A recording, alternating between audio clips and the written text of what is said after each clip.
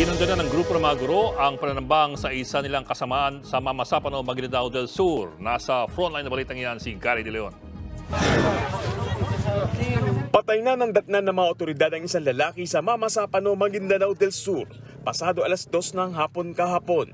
Siya si Mama Dato Dalandas, ang head teacher ng Dato Texan Elementary School sa Sultan Baraongis. Sa investigasyon ng pulisya, pauwi na si Dalandas sa kanyang bahay sakay ng motorsiklo nang biglasang tambangan at pagbabarilin ng hindi pa nakikilalang suspect. Dead on the spot ang biktima.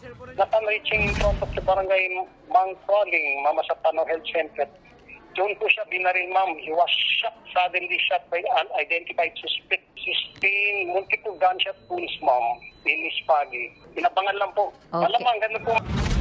Hindi patukoy ang pagkakakinlanlan ng suspect. Nagsasagawa na ng follow-up operation ng pulisya. Iniimbestigahan na rin kung may nakaalitan ba ang biktima. Sa ngayon kasi, palaisipan pa ang motibo sa krimen.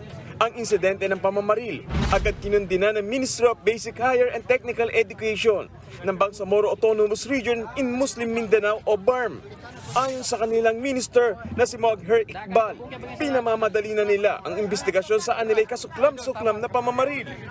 Wala raw lugar sa educational institution ng BARM ang mga karahasan. Mariin din nilang tinututulan ng mga brutal na insidenteng gaya nito. Nagbabalita mula sa frontline, Gary De Leon, News 5. Mga kapatid, Lucy Cruz Valdez po, maging maalam at may pakialam sa mga napapanahong balita sa bansa. Tumutok at mag-subscribe sa News 5 social media pages.